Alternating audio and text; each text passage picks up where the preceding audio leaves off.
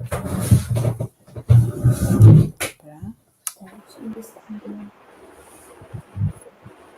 Anna Branica. Hello everybody. This is Melinda. I'm the host of this WYN conferences. Welcome to our speaker. Anna Branica is on the WYN stage. Hi Branica. How are you today? I'm fine, thank you. And how are you?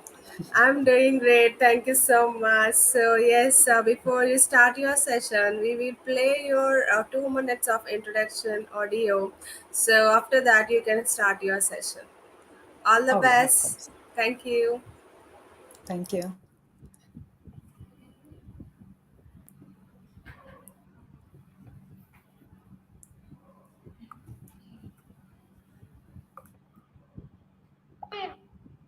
Introduce Anna Brenica. Anna Brenica is an assistant professor at the Institute of Psychology, Faculty of Positive Psychology at SWPS University of Social Sciences and Humanities.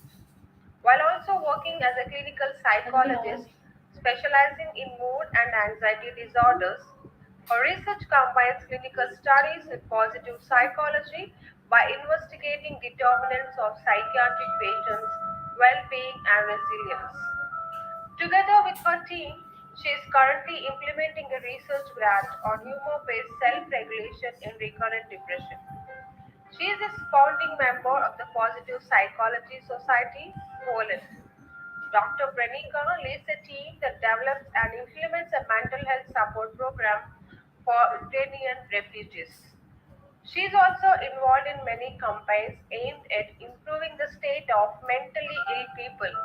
For example, the Mental Health Protection Program, Basis of Depression, Forum Against Depression. This is the introduction of Anna Brenica. Thank you. Yes, Anna Benica, you can go ahead with your session. Between I like pink and you are looking so pretty in the pink. Okay, thank you very much for inviting me. And I try to open my PowerPoint presentation. Okay. Unfortunately, I cannot do it, but maybe I'll try it different way. Oh, maybe now. Yeah. Okay. Can you see my slide? I hope so. Yes, Uh, we can oh, see yeah, your presentation. great. Uh, Thank you very much. So, uh, yeah, I'm very happy to be here. And as you already know, I'm Anna Braniecka from Warsaw, and I'd like to talk to you today about the research I conducted with my team from university and from the Medical University of Warsaw. I'm a clinical psychologist and I've spent many years working with depressed patients. And this made me realize how important it is to increase the resilience in people vulnerable to depression by improving their emotion regulation skills.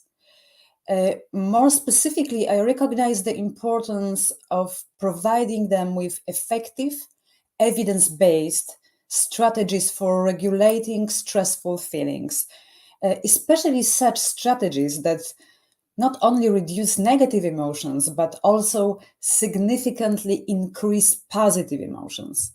That's why we decided to investigate one of the most promising and at the same time the least studied strategy, humor. So my presentation will be much less practical than the others. Actually, it will be a typical academic presentation of a scientific experimental study. So it will probably be less exciting than, for example, Stephanie's wonderful personal story or many others valuable tips and recommendations. But I still hope you will find it interesting. So I've divided my presentation into four main parts. First, I'd like to give you some background. Then I'm going to tell you about methods. And finally, I'd tell you about the obtained results and summarize the key findings. Vulnerability to depression and emotion regulation difficulties is a broad topic. But what I'd like to underline here is the fact that currently and previously depressed people have substantial deficits in this area. In addition, these deficits are considered a key risk factor for depression. In consequence, the vulnerability to depression in previously depressed individuals is extremely high, in fact, the highest. But the optimistic thing is that developing beneficial emotion regulation strategies in remitted depression was found to be successful and over time increased emotional well-being. It's still unclear, however, what specific emotion regulation strategies are particularly worth developing in this group. And here, I don't think I need to convince anyone about the powerful effect of positive emotions on mental health. Indeed, it's increasingly clear that strategies which primarily target negative emotions aren't effective enough, while strategies that explicitly target positive emotions may prevent the narrow, inflexible thinking and promote general well-being and resilience during stress. In this context, humor seems to be a particularly promising strategy. The use of humor during stress has long been seen as advantages as many other strategies and in clinical practice as well. And this can be seen in many forms of psychological support or psychotherapy. However, there is surprisingly little clinical research in this field. On the other hand, existing non-clinical studies show numerous benefits from humor, and I'll discuss the exact mechanisms of the effectiveness of humorous regulation later. Here, I'd just like to mention that some of the encouraging results weren't replicated, and several findings suggest potentially negative consequences of humor.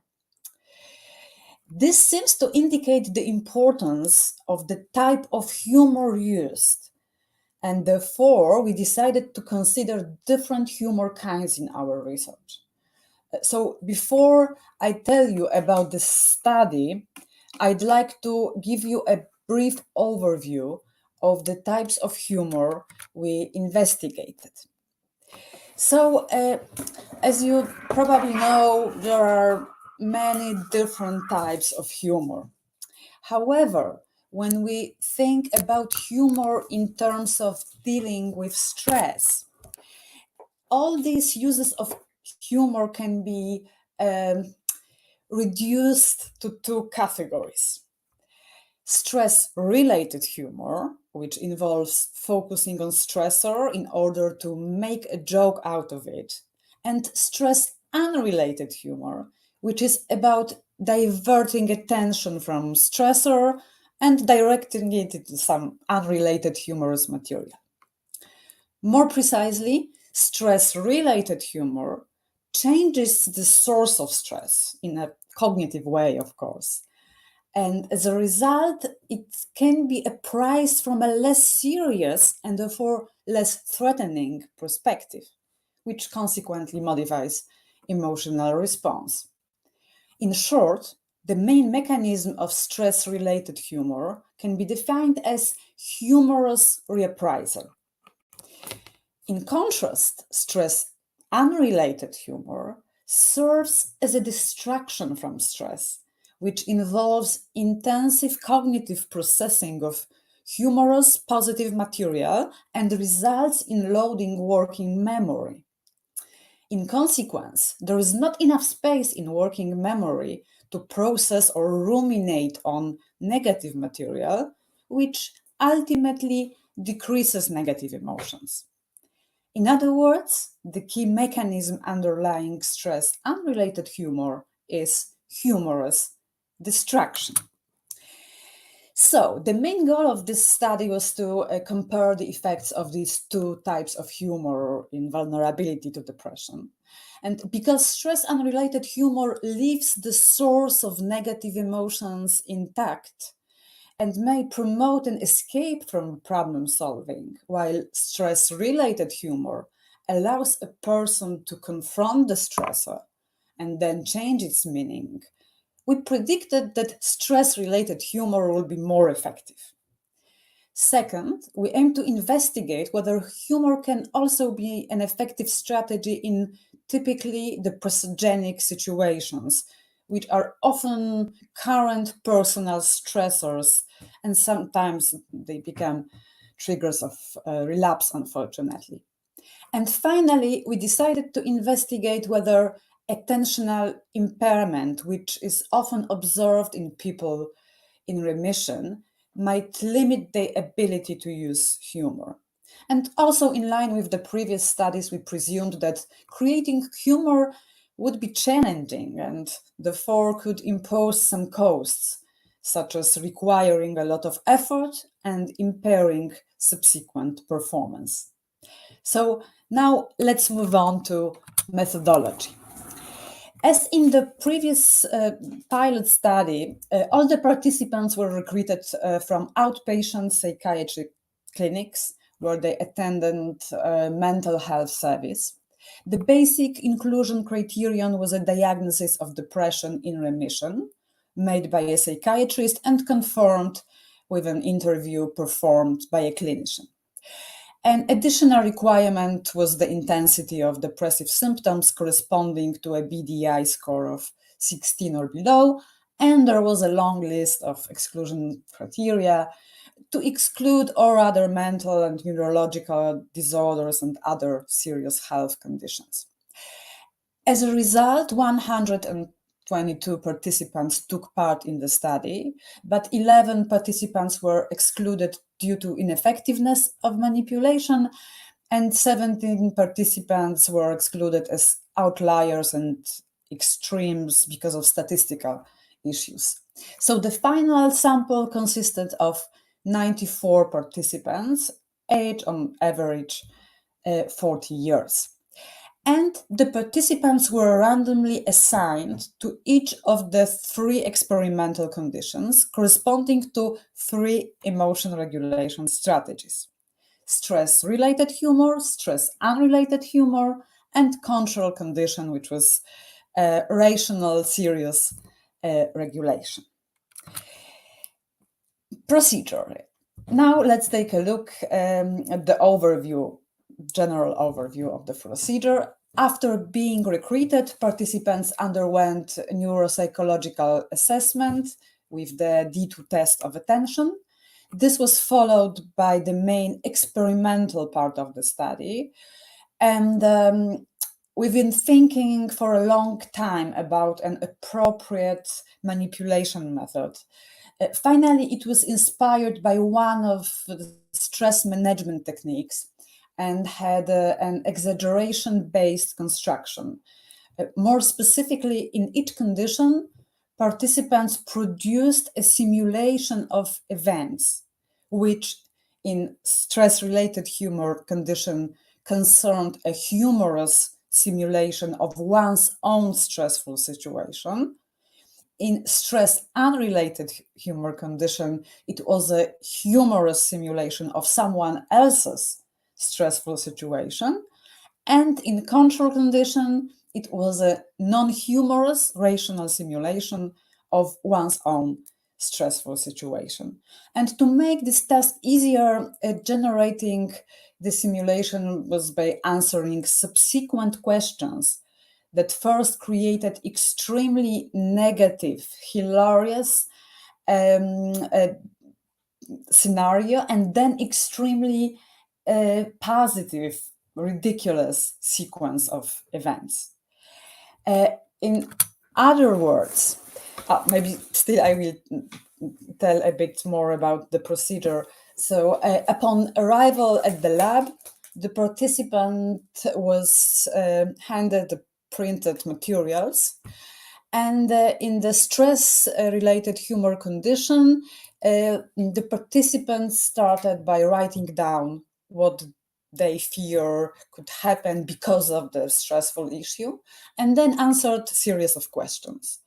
And then what, and then what, and then what, in an increasingly negative, exaggerated manner until the outcome became ridiculous. The person then moved on to an exaggerated positive continuation and finished with an absurdly optimistic, hilarious outcome.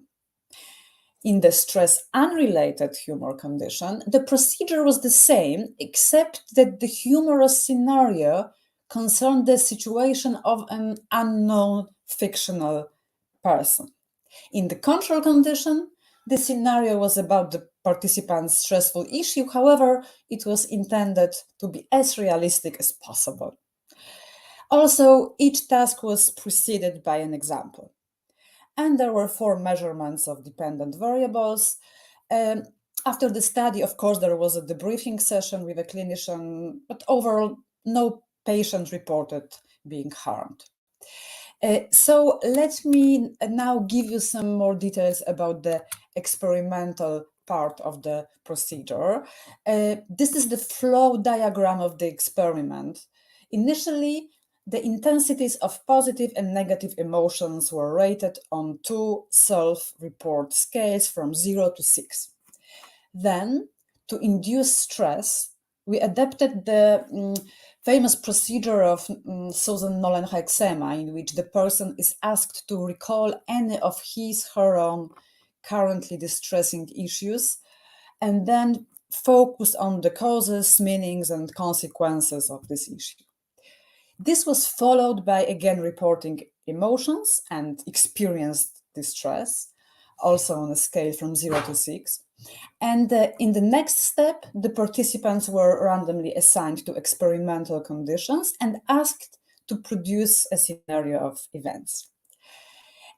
As a manipulation check, the participants answered questions about the funniness of the scenario and about its rationality. Then they reported the effort exerted for the task and rated their emotion and subjective distress again. Next, during a delay period, about 15 minutes, the participants viewed a nature video, and according to our pilot study, the video was perceived as neutral. Then they reported how many times they thought about their personally stressful situation during watching this video. So this was an evaluation of intrusive thoughts. And afterwards, they completed a multiple choice knowledge test about the video content, and this evaluated subsequent performance.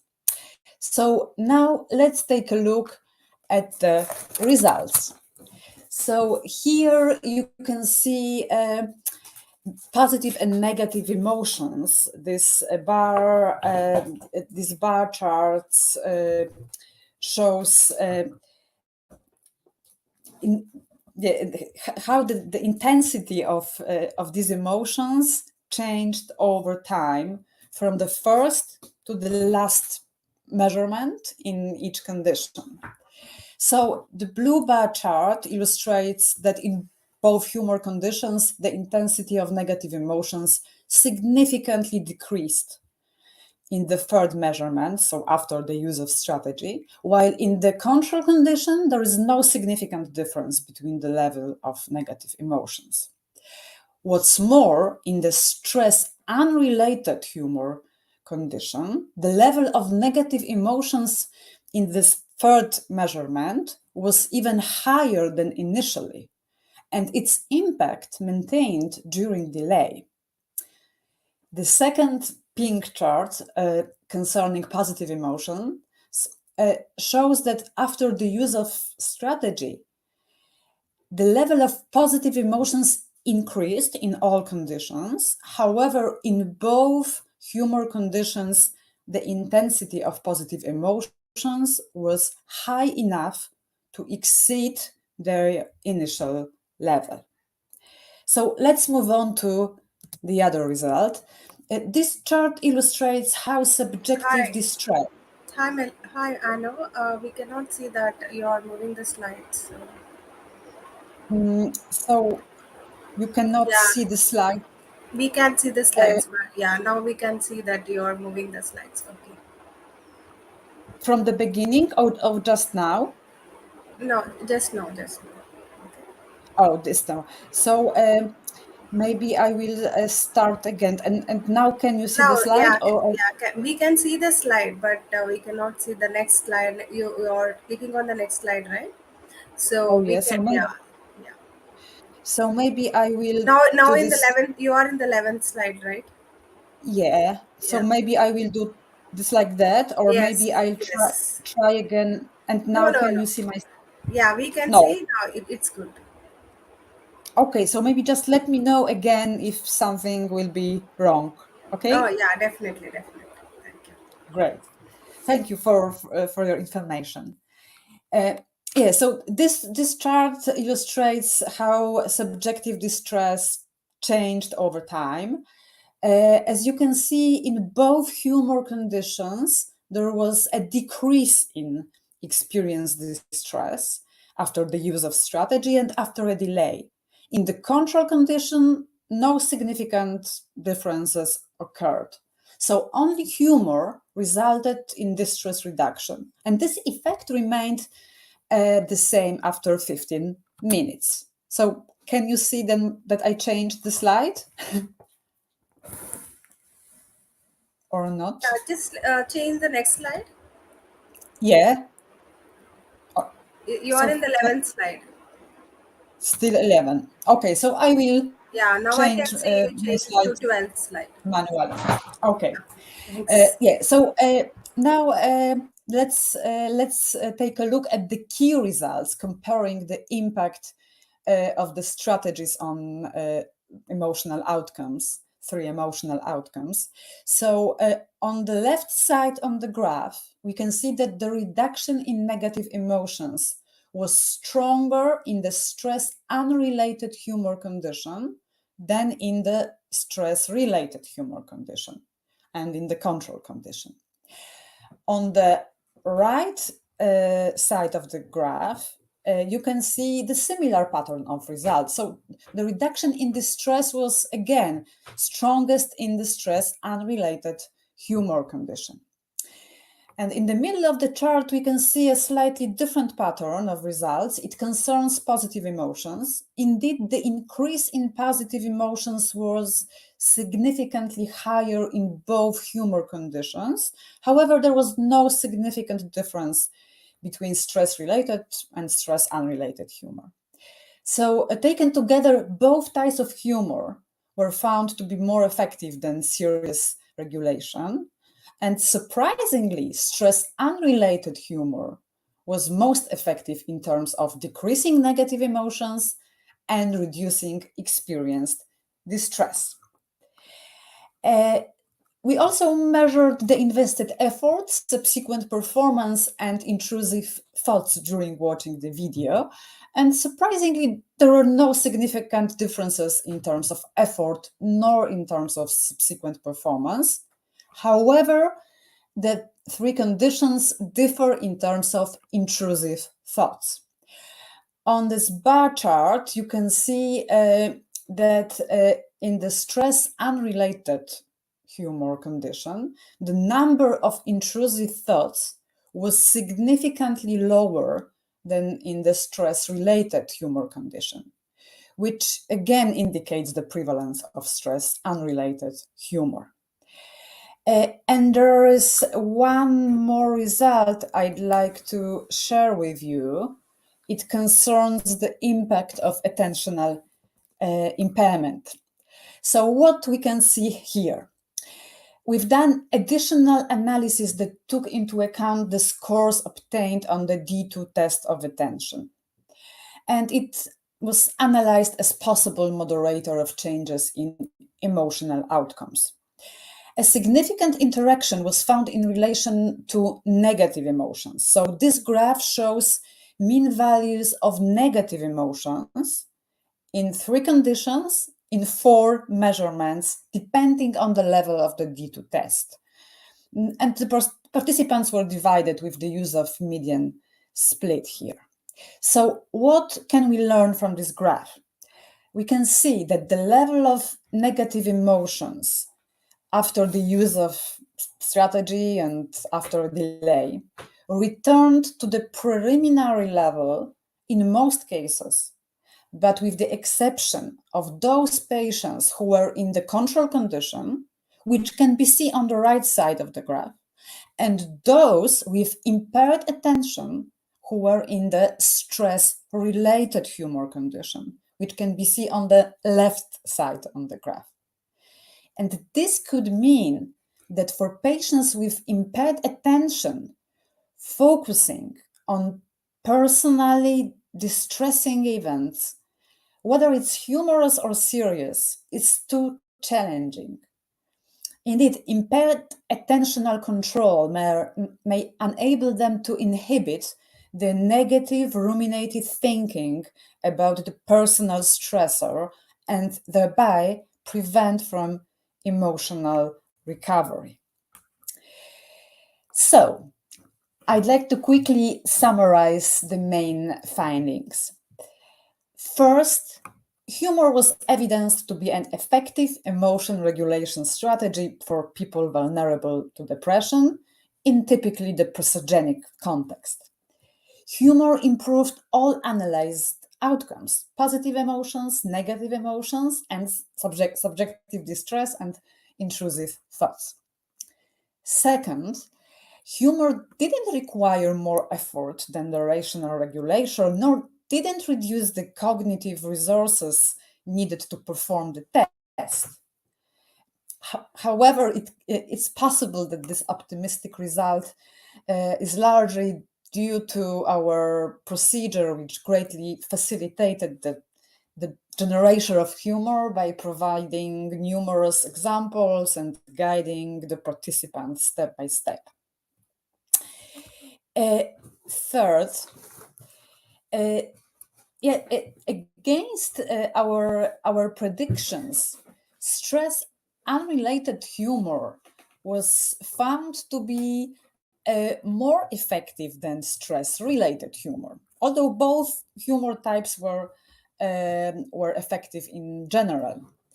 And the stress unrelated humor was found to be more effective, especially in terms of reducing negative emotions, subjective distress, and intrusive thoughts. We expected the opposite result, and still it cannot be excluded that with a different methodology, this would be the case. Indeed, the benefits of stress-related humor could be seen after a longer period of time, especially if the stressor is a problem worth solving. On the other hand, humorous distraction is much easier to apply, and its effects are almost immediate. Moreover, the mechanism of distraction is regarded as highly effective in depression in overcoming severe negative emotional states. So this might explain why stress-unrelated humor was most effective in terms of all negativity-related outcomes, but not in terms of positive emotions. And fourth, here again, stress-unrelated humor was shown to be powerful in terms of reducing negative emotions, here also for participants with impaired attention. More precisely, the participants with attention deficits didn't recover their negative emotions, but it didn't apply to those who used stress-unrelated humor. As I mentioned earlier, this powerful effect of stress-unrelated humor might result from the fact that it doesn't expose patients with poor attentional control to a vicious cycle of maladaptive processing of personal stress. So, to summarize our findings in one sentence, one could say that humor can be an effective emotion regulation tool in vulnerability to depression, and stress unrelated humor appears to be particularly effective. In addition, I'd like to stress that focusing on personally distressing material, whether humorous or serious, can be risky for patients with attention impairment. With that, I'd like to thank you for your kind attention, and I'll be happy to take any questions now.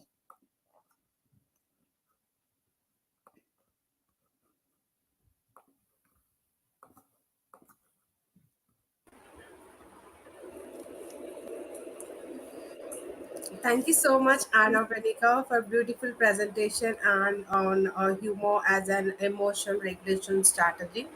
So we have a question from our audience. Yeah. So how do you what is the subjective distress in psychology? The the subject of distress, I'm not sure if I understood exactly the question. Maybe could you repeat, please? What is subjective distress in psychology? Subjective distress. Oh yeah, Yes. I mean, yeah, indeed it can be a bit confusing. It's a bit, it's a term used in experimental research, and maybe it's not descriptive enough. This means that patients report their stress.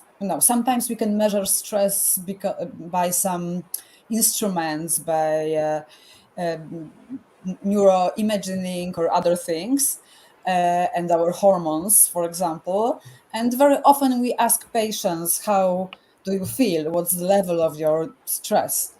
And this was the subjective distress. Yeah, so it was like how strongly distressed do you feel now, and from 0 to 6. And this is called in experimental studies subjective distress or subjective stress. And yeah, maybe it was not a proper term. It's just something, like a colloquial term in experiments. So thank you so much for making us understand what actually is subjective distress, and thank you so much for your wonderful presentation. So I'm so honored that you are already been a participant or speaker for this WYN conferences. So have a great day. Bye bye. So bye bye. Bye bye. Thank you very much. Thank you.